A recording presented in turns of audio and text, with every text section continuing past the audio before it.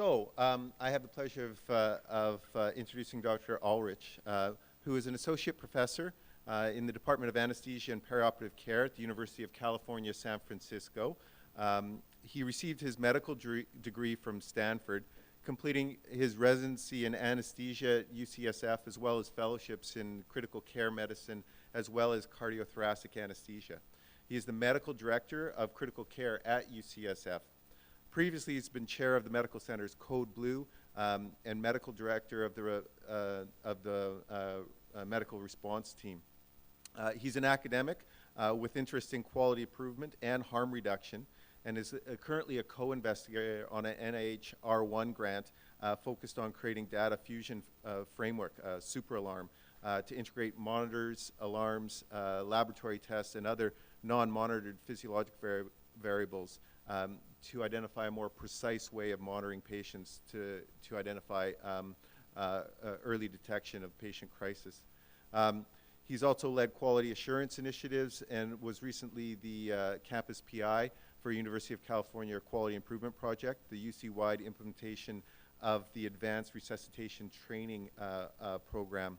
And this project sought to improve the culture and safety at each medical center and improve resuscitation outcomes by creating a system of oversight and training throughout the UC medical system. So obviously also a clinician and a frontline physician as well. So really has the triad of clinical care, quality improvement, and research. Why is he here? Well, he has a specific interest in ICU Liberation, and he's actively involved in the SCCM, that's the Society of Critical Care Medicine's ICU Liberation efforts. He's the West Coast Regional Faculty for the Collaborative and leads the ICU Liberation team at UCSF. He's also currently the co-chair of the SCCM's ICU Liberation Committee, and we're very fortunate to have him up here today speaking to us. So please join me in welcoming Dr. Aldrich.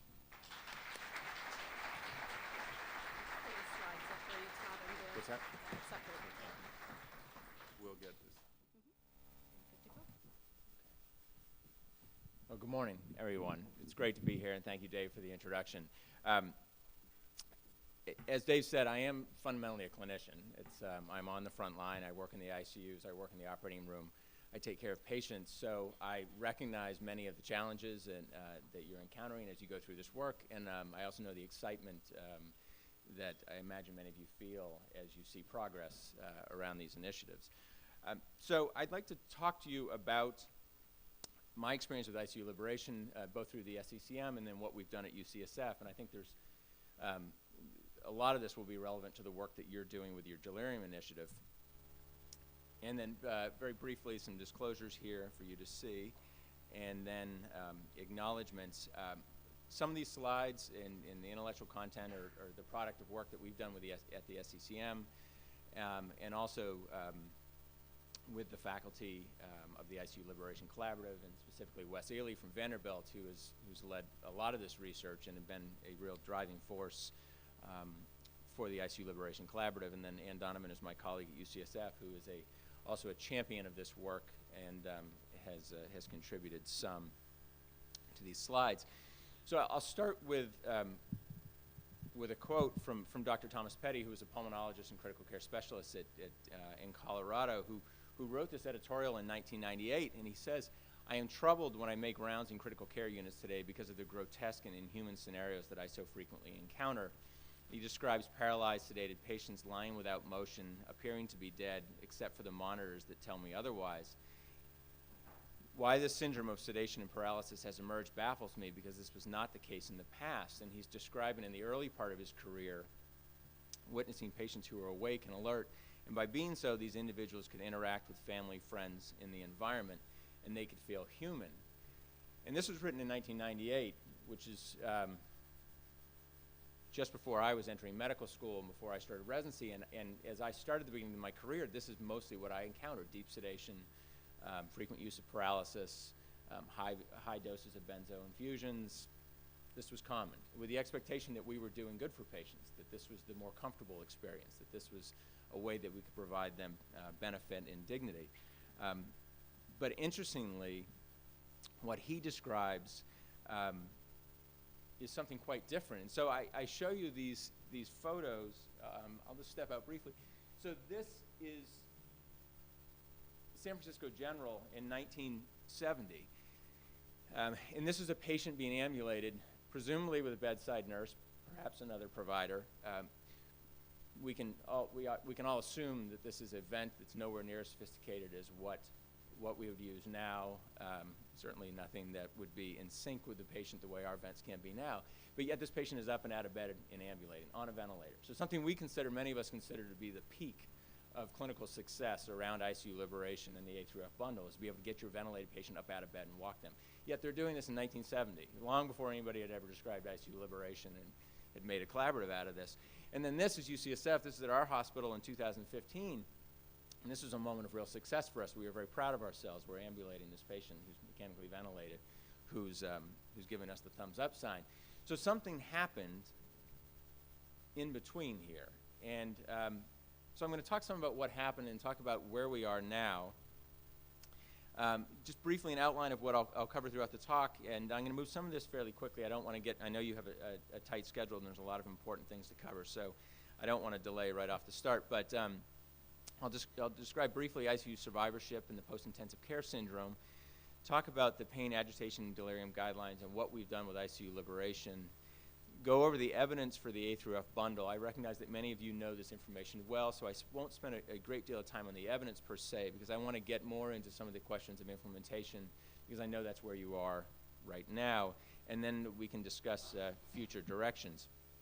So in terms of improving ICU outcomes, I mean, this is what has led to sort of increased survivorship. I mean, we've seen improvements in ICU-acquired infections and sepsis and ARDS. You can see here let's see if I can take this out. You can see here on this guideline that survival is or the incidence of sepsis is increasing as mortality is decreasing, and so this has left us with many patients who otherwise would not have survived their time in critical care units, and now we are all managing the consequences of care that perhaps is not what it should have been, and so this has led to a recognition of post-intensive care syndrome, and this is a relatively recently described syndrome. It was first proposed during the 2010 SECM Interprofessional Stakeholders Conference, and at that time they proposed, this multidisciplinary interprofessional group proposed a definition for PICS that was described as new or worsening impairments in physical, cognitive, or mental health status arising after critical illness and persisting beyond acute care hospitalization. This is a framework that you can look at to see both the elements of PICS that are related to the survivor of that illness, both in terms of mental health impairments, cognitive and physical impairments, but also the impact that this has, that this critical illness and its outcome have on family. And I think many of you in the room know that the impact on family is enormous, and we all still struggle to find the best way to engage families both during their stay in the ICU, but also to provide for them after discharge, both in the hospital and then at home as patients recover. And this burden of ICU survivorship is apparent. I know we're going to have a presentation to follow from a patient, and I think it's really important that we listen to the stories of our patients. We have a patient family advisory council at UCSF that has been enormously helpful to us in understanding both some of the key aspects, the practical aspects of our implementation of the bundle, but also just understanding the stories and the hardship that people encounter.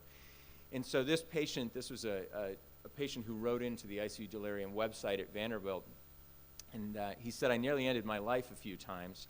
When I returned to work, the work I did before seemed foreign and unfamiliar. I became isolated and excluded from everyone. No one wanted to be around me. My wife of more than 36 years told me that I was just feeling sorry for myself and I needed to get on with my life. I nearly ended my life a few times. My family believed that I was just faking it all." And so he then describes having discovered ICU Delirium. There's a local news broadcast in Tennessee. He discovers the website. He goes to the website, and he sees that this is not just him, that there are other people, that there's a syndrome, that this is something where there's the possibility of hope. So with that in mind, I mean, this is what we asked ourselves at UCSF. It's what we've asked ourselves at the SCCM. And I think what many of you what you're all asking yourselves now is what we can do to prevent this, what we can do to prevent these kind of feelings, this kind of impairment, and truly improve the lives of our patients. So I'm going to talk some about the evolution of the pain, agitation, and delirium guidelines and how this led to ICU Liberation and the bundle as we know it now in 2017. So this was essentially the path that we went through to get here. And just briefly see if we can. I imagine you can't hear me if I step away from the mic, right? So this is where we ended up. So in the 90s, there was an initial awareness of ICU-acquired weakness and brain dysfunction, and then this led over time to an improvement in delirium screening tools, which, like many things, took time to move from the literature to implementation at the bedside. But over the course of a couple decades, this became the case. The SACM published the sedation and analgesia guidelines in 2002, which were sort of the first major guidelines that certainly many hospitals in the U.S. were using to guide their approach to sedation and analgesia. And there was also a discussion of delirium in these guidelines. And then, of course, over the late 90s into the 2000s, there was a number of randomized controlled trials, which many of you know well, that described or that led to many of the bundle elements as we have now. The SACM issued an update in 2013 for the pain, agitation, and delirium guidelines, and then out of this grew the A through F bundle and the ICU Liberation project. And so that brings us essentially to where we are now, certainly at the SACM and in many hospitals.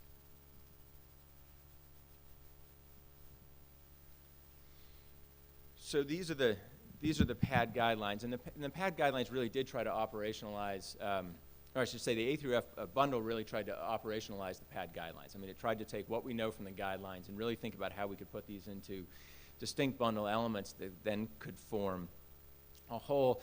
The monitoring tools are described here, and as are the different bundle elements, and I'm going to go over those in more detail in a moment. But I think what's important to note about what we did with the ICU Liberation bundle, or with the ICU Liberation Collaborative and the A through F bundle, was to focus in particular on teams. And this is obviously what all of you are doing here, is you have interprofessional teams that are coming together to do this work. And the goal of the collaborative was to create lean, sustainable, and highly functional interdisciplinary teams that partnered with patients and families to create a safe and comfortable patient environment by implementing the PAD guideline recommendations using the A through F bundle. So this was our mission statement. This is when we started this work, or I should say when the ICU Liberation Collaborative, I joined somewhat later, but when they started this work in 2014, 2015, this was the guiding statement. And so in the U.S., these are the collaborative sites. So this is the 70-plus hospitals, about 70 adult hospitals and 9 pediatric sites around the country that came together, much like you're doing here in Alberta, that came together to put this work in place. And in the U.S., we were a mixture of a variety of different kind of hospitals, I think somewhat similar to the distribution of hospitals that you have here in Alberta. We had academic sites with some previous expertise in various bundle elements. We also had community hospitals that were less familiar. Frankly, we also had academic sites that were long hailed as sort of the pinnacle of critical care in the United States that actually weren't doing any of this. So this was a mix of different sites, all with different levels of expertise. And the goal is that we could come together with structured meetings, with a listserv, with coaching calls, with a variety of interventions that we could all help each other do the hard work of implementation in a variety of different types of ICUs. These are the bundle elements that I think you know well. This is what we're working on. This is obviously a delirium initiative. I believe that essentially all of this applies to delirium. I mean, I think there are different ways you can approach this. You can think broadly about the different bundle elements. You can think more specifically about delirium. But I do believe that all of these different bundle elements, I mean, certainly early mobility does not exist in isolation as a goal. I mean, I think all of us know that patients who mobilize, as a general rule, do better in terms of prevention of delirium or improvement of delirium. So I'll get into the specifics of the bundle now and then talk more about what our challenges are and what our future directions are. So in terms of the assessment, prevention, and management of pain. We all know that pain affects the majority of ICU patients. Patients who have diminished communication or cognitive capabilities are particularly at risk, and that pain assessment, valid pain assessment, is really the foundation for effective pain treatment. But that said, choosing the best intervention to treat pain is challenging. I think there are many side effects that we have to contend with. Some pain can be exceedingly difficult to manage, and this becomes a real barrier to us, certainly in our efforts to mobilize our patients. So the pain care bundle is fairly clear. This is the goal that is established in the ICU Liberation program in terms of both the frequency of pain assessment, but also how we assess pain, whether it be with a numeric rating scale or with a behavioral pain scale. We use the CPOT at UCSF. That's what we've used for several years now. There are clear guidelines from the SCCM about the time frame in which we treat pain, the frequency of reassessment, and there's a particular focus on treating pain first prior to considering sedation. And this has been, I would say, across the collaborative hospitals in the U.S., this has been a particular challenge. Many of us often sort of rely on sedation first before we address the pain needs. And I think we're both masking pain, and we're ultimately bringing our patients to a deeper level of sedation. So as I mentioned, the behavioral pain scales are essential. These are well-validated scales for monitoring pain in a variety of different ICU patients, both in the medical, postoperative, and trauma patients who are unable to self-report. And this obviously requires that motor function is intact and behaviors are observable. So the PAD guidelines are actually, if you read these guidelines in detail, they're actually quite conservative, in part just reflecting, I think, somewhat the still limited evidence that we have.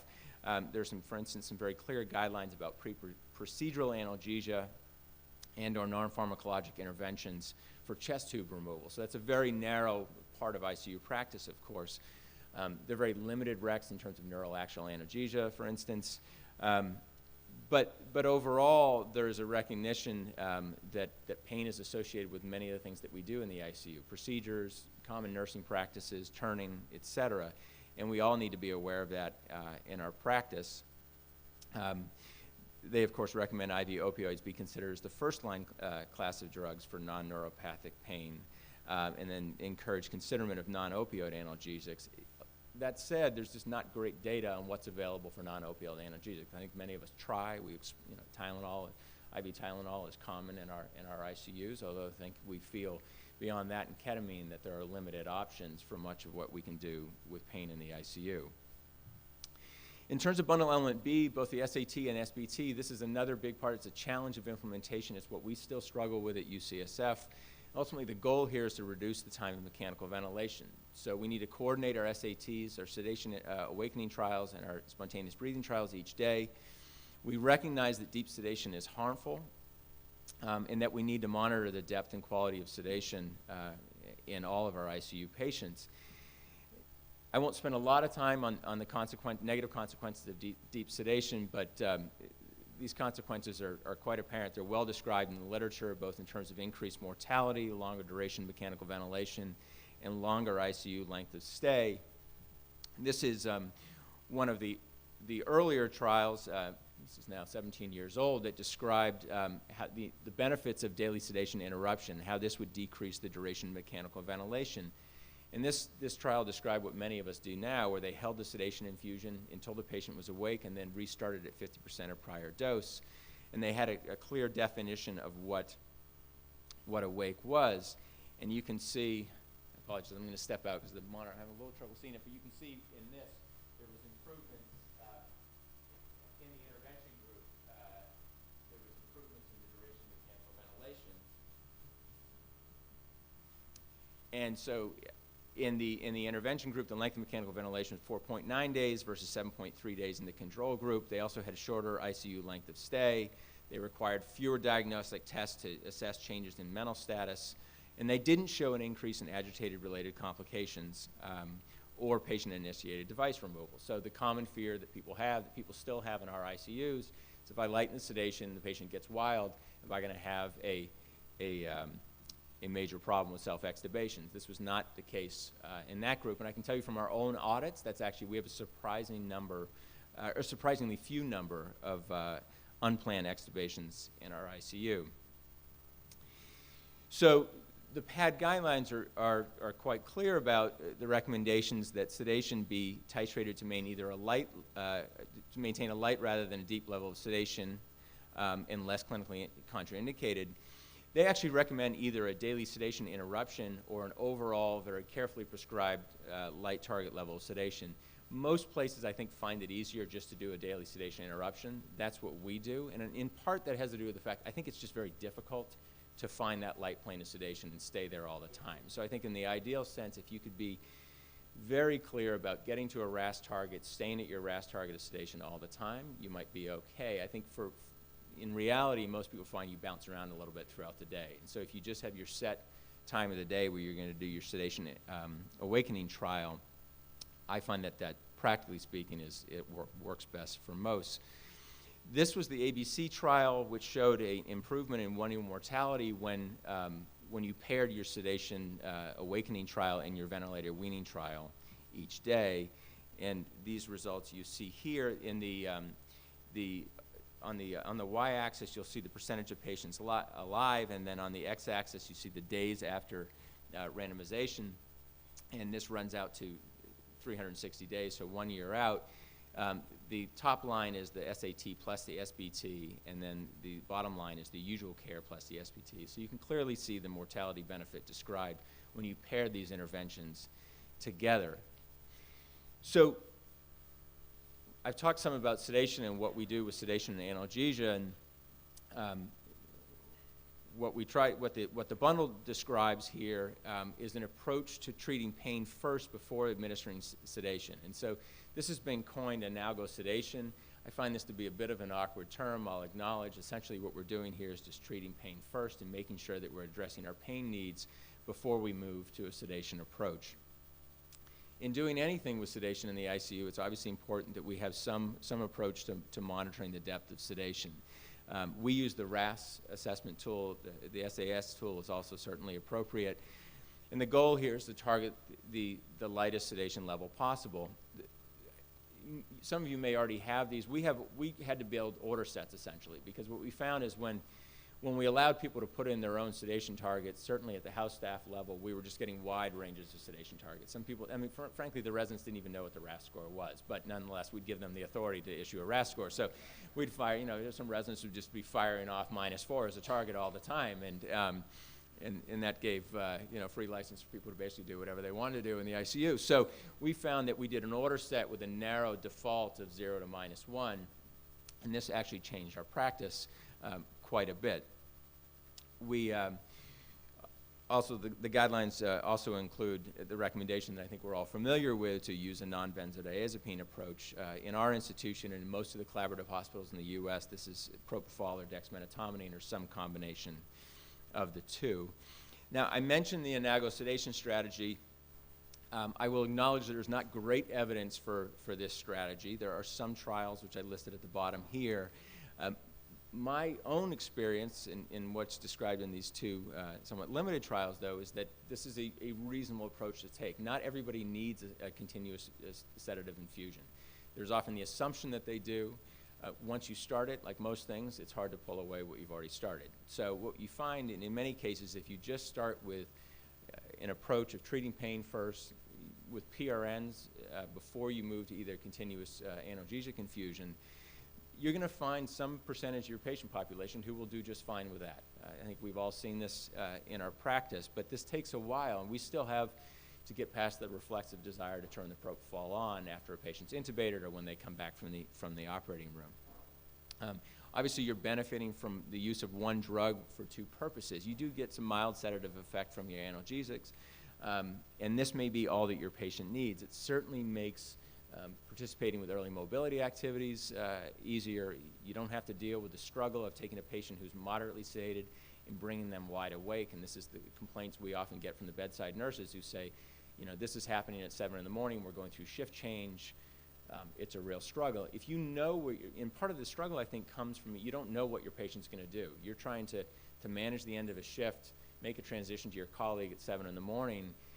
your patient's been fairly deeply sedated, you don't know how they're going to react. But if they've been lightly sedated the whole time or have not required the use of a continuous sedative at all, you know their pain's well managed, it's an easier transition, and it certainly facilitates the SBT that we'd like to see in the morning.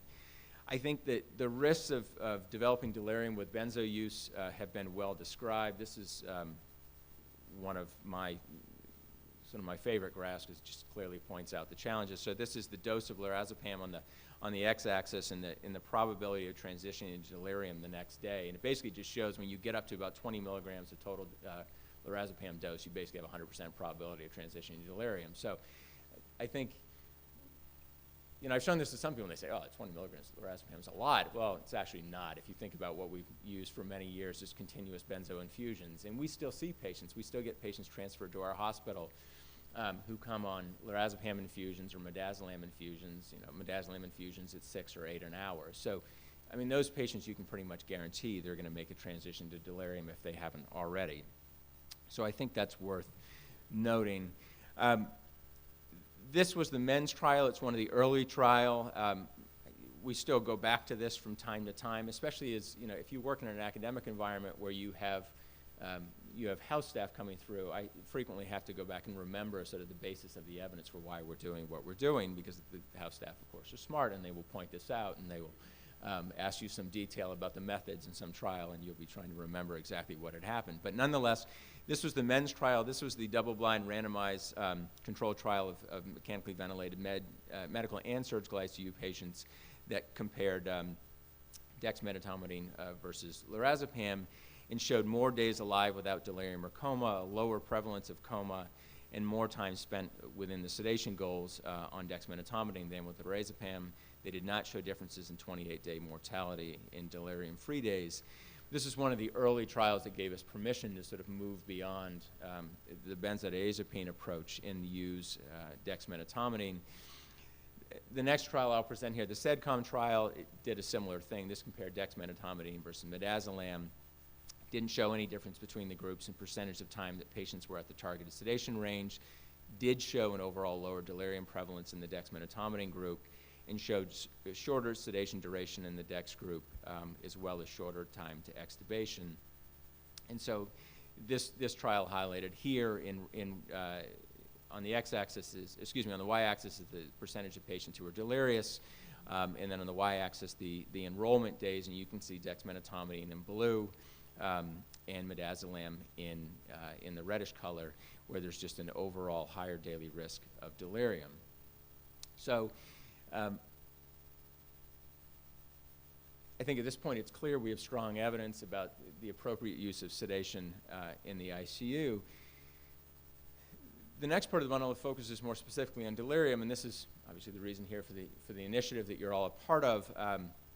We all know this is a common problem in our ICU patient population, as well as the general population of hospitalized patients.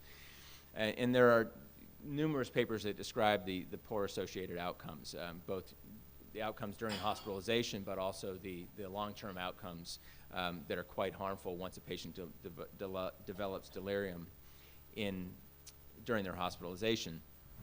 And this has been well described both in terms of mortality. One paper describing that each day of delirium in the ICU increases the hazard of one-year mortality by 10%.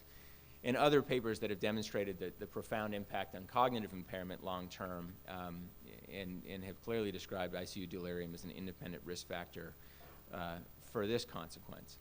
One of the challenges, and you may have encountered this in your practice, but certainly one of the challenges around delirium was creating a common language. I mean, I think the variable terms that we've used to describe delirium in the ICU, altered mental status, acute brain syndrome, sundowning, part of the challenge, I think, it just, when we all use different terms to describe it, it undermines our efforts to clearly focus on what we're doing each day. It undermines our screening approaches. It also just allows some people to assume that there's inevitability to this, right? Well, this is what patients do. It's not a big deal. We can, we do the best we can, and if they get delirium, they get delirium. This is obviously what we're trying to move away from. And so I think being clear about what we're describing, and this is what I talk a lot about with our house staff, because Many of our house staff still come to the bedside and they'll report back to me, oh, they're A&O times 3. And I'll say, well, what about the CAM ICU? And they'll stare at me blankly. And I'll ask them, like, why are we even doing the CAM ICU? And they say, well, it's really a nursing thing. And I'll say, no, I mean, you have a card. We give you the card when you come on rotation. You need to go into the room, and you need to know how to do this. If you just assume this is the nurse's task and that they're supposed to report it back to you, you're undermining all of our efforts, and you're also just not understanding what the nurse is doing at the bedside and what you can be doing at the bedside. And so we focus on delirium. You can use the DSM criteria, but we focus on, with our residents and with all of our staff in the ICU, that people understand that it's a disturbance in both attention and awareness. Most people get that it fluctuates over time, but we want them to understand that there's disturbances in attention, awareness, and cognition, and to really focus on that when they do. And if they do that, I think they better understand what the CAM ICU tool that we use in our ICUs is really trying to determine. The other thing that we point out in our practice, and I think it's just worth all of us remembering, is that most patients don't have the hyperactive delirium that's obvious to everybody, where they're banging the side rails and they're in 4-point restraints. I mean, that's not the most common. We see a much more of a mixed delirium state with various levels of agitation, some of which might be quite significant, some of which may be relatively mild. And then actually a surprising percentage of our patients will have hypoactive delirium. So I think this is just important as for us to consider, and it also highlights the importance of using a structured assessment tool, because if you just go in and ask about orientation, particularly patients who have a tendency to try to please and are sort of there's some patients who are very good at hiding. They can mask very easily. So they can sort of make you think, I'm in San Francisco and it's 2016. You give them a pass, it's close enough, and then you kind of move on, and you don't realize that, in fact, that they had a real problem with attention, or in fact they're quite confused, and therefore the questions on the screening tool really highlight these. This is a slide from West Ely which just highlights where we are and highlights the fact that in 1990, the number of articles on delirium were remarkably few. And as we extend, this goes through 2015, you can see we're upwards of 250 articles published a year on delirium, and this is increasing further as we go into 2017. So there's a lot of interest. That's why you all are here. That's why we do what we do in our ICU. The PAD guidelines are clear about delirium assessment, that we need to routinely monitor it, that we need to use some type of tool, either the CAM ICU tool or the ICDSC. As I said, we use the CAM ICU tool. This is a well-validated tool, as is the other, and it's certainly very helpful in our practice. In terms of interventions, I know that this is a topic of discussion that you have all the time. Early mobility and rehab have been well described in the literature. Sleep enhancement efforts can be quite helpful. Certainly focusing on medication use in the ICU and reducing unnecessary and deliriogenic medications is a key component. For us, the critical care pharmacists that are part of our interprofessional rounding team are essential with this work. They are, frankly, better at us at understanding the pharmacology of what we're doing. They also just keep us on task with this.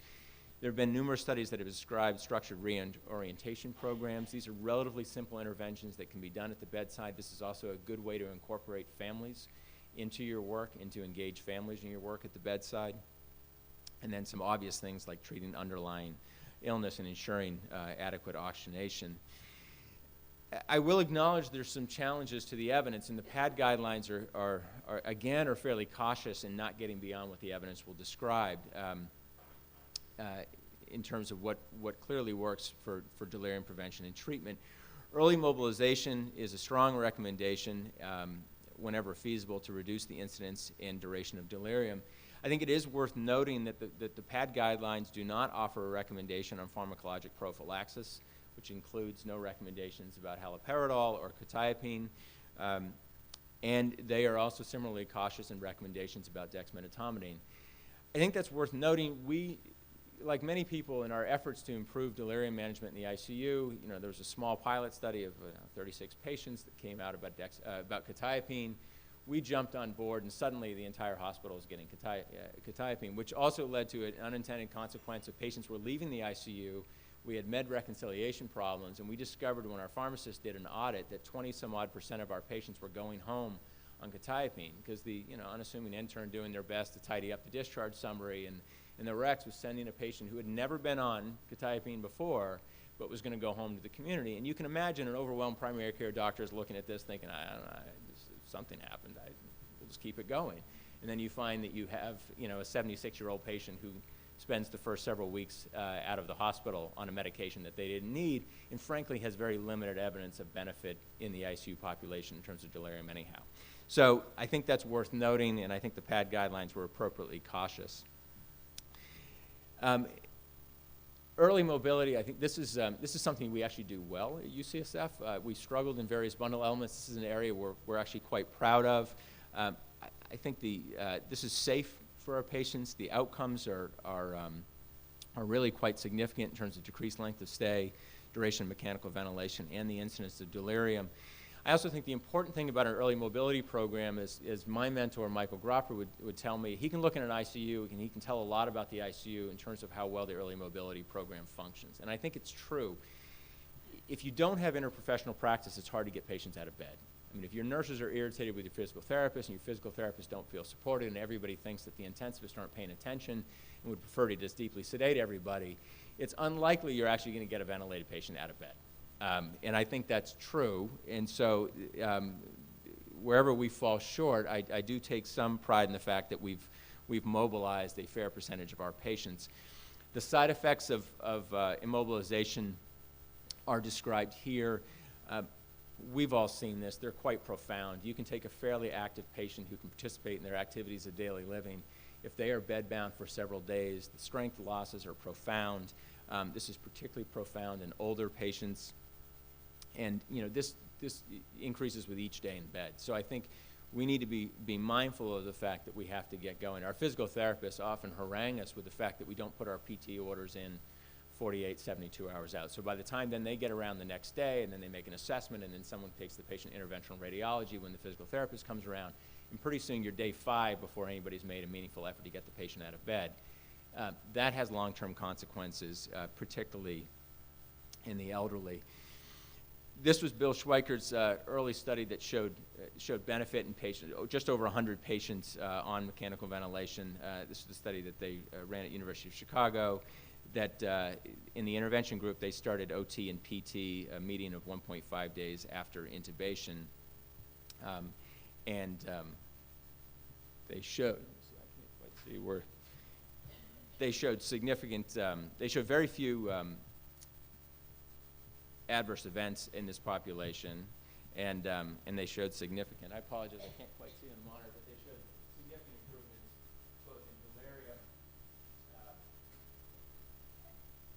and with the proportion of patients with functional independence at ICU discharge. So this was the first of several randomized control trials that really gave us hope that early mobility efforts in the ICU could be of benefit. This is a follow-up, a more recent study, a randomized control trial of surgical ICUs at 5 university hospitals in Europe that looked at 200 patients, where they did an interprofessional approach of closed-loop communication, and they had an optimal mobilization score that they were looking at.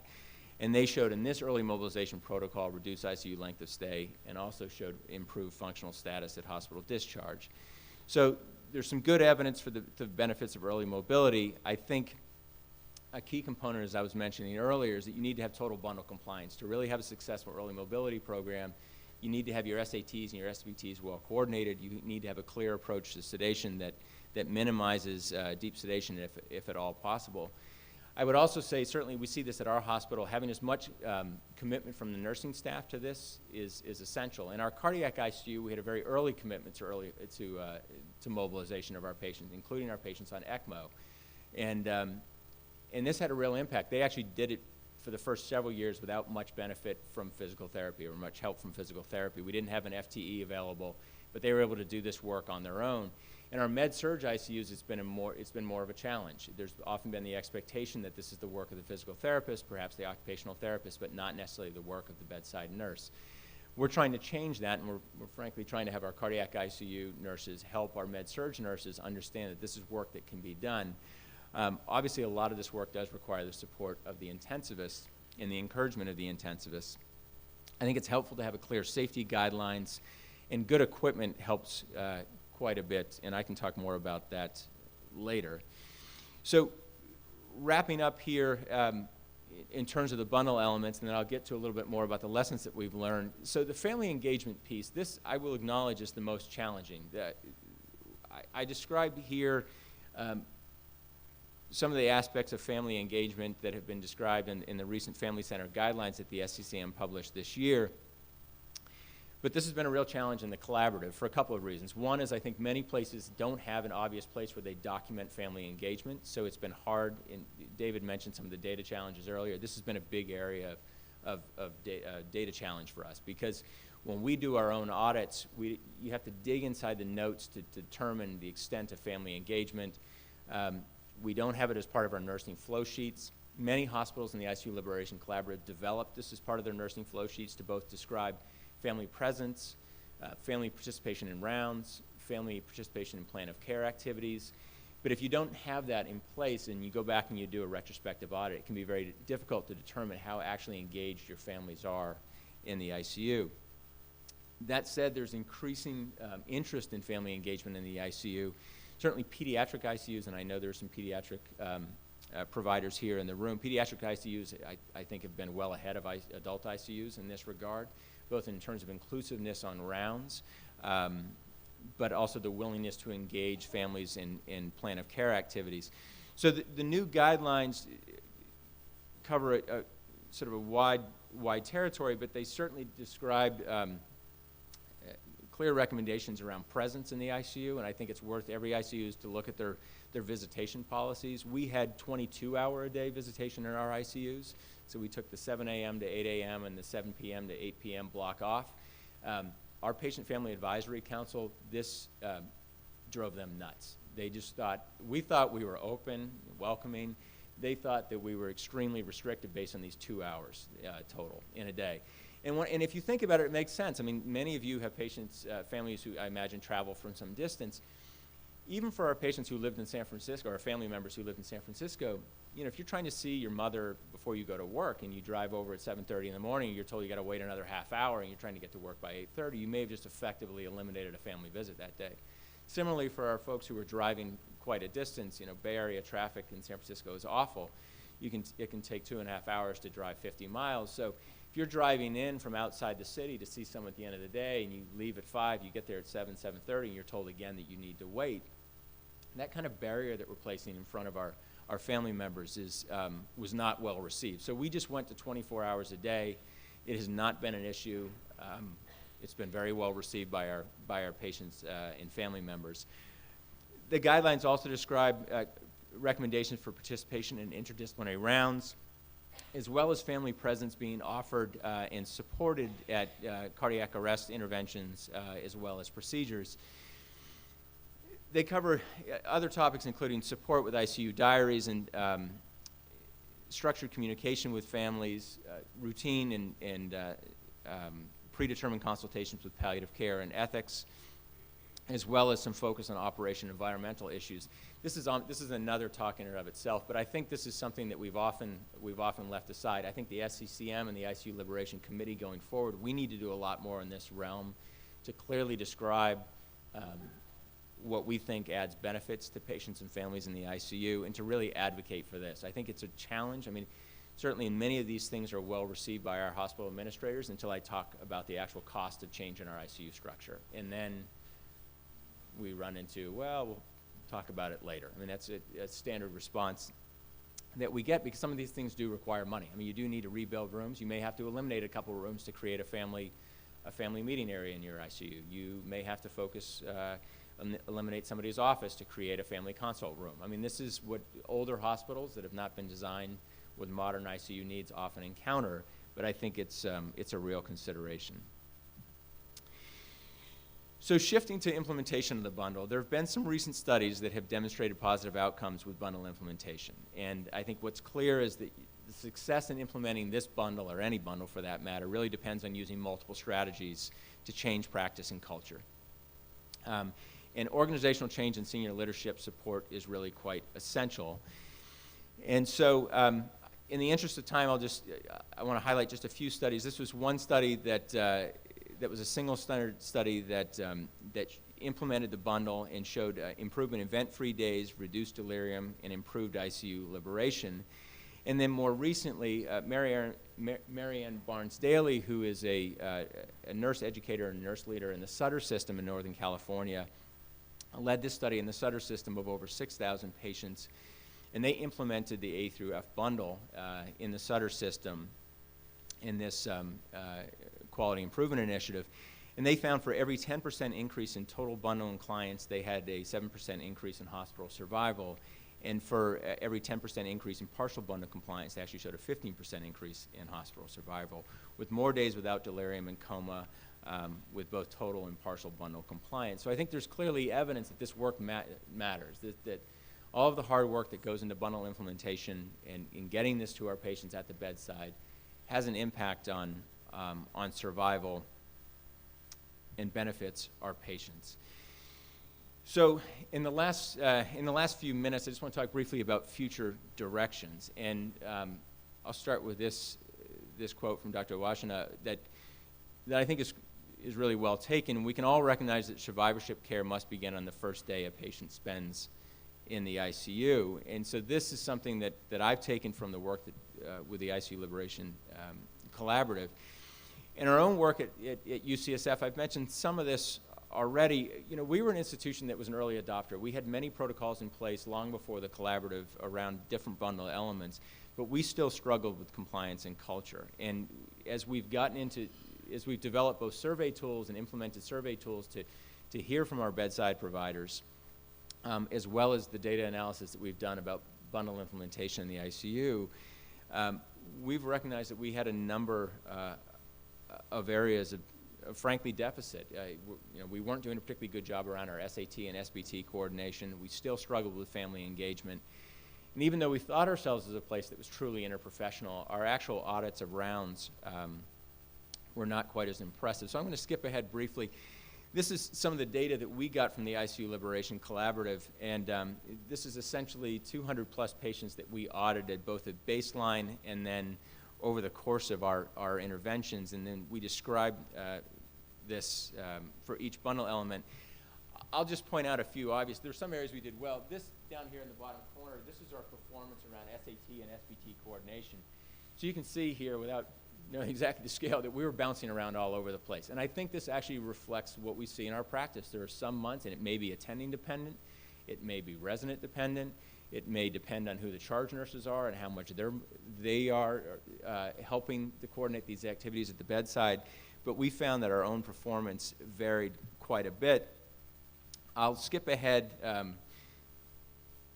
to show a few other slides here. So in terms of mobility, we actually found that we did quite well. This is not where we want to be. We're sort of in the 40–50% range of active mobility, but when you compared us to the rest of the collaborative, this was an area we had done quite well.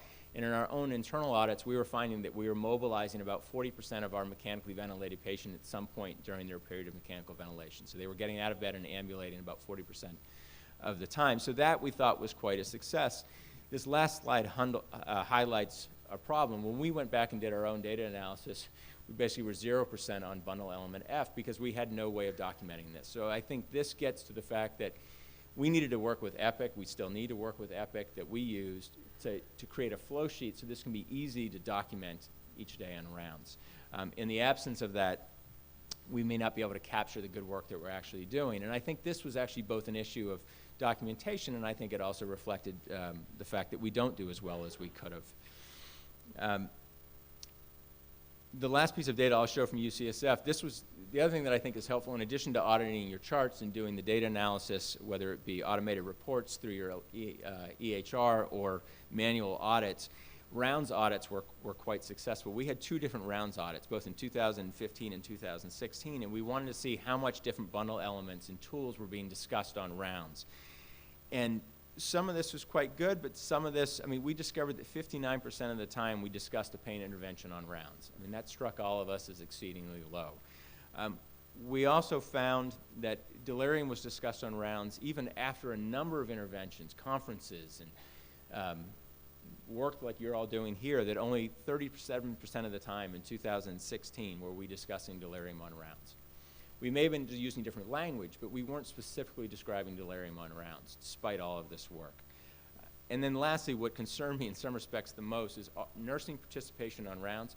To even get a check in this box, you just had to, the nurse had to be allowed or had to have volunteered something. Not a structured nursing report, and we do have a structured nursing report that's supposed to be part of ICU rounds, but the nurse could have said, you know, actually the norepinephrine's at 4, not 8, and they would have been counted. And we found that only 66% of the time were we doing that. So in terms of last slide and future directions, we are launching a committee. We hope the ICU Liberation Committee will be similar to the surviving sepsis work in terms of a place where we can continue to review the evidence, work on implementation, work with other societies around the world to promote the work that we're all doing here. There are a number of challenges I've highlighted. Those all need to be the focus of our work going forward. We need to help hospitals around both the United States, but also the rest of North America and the world.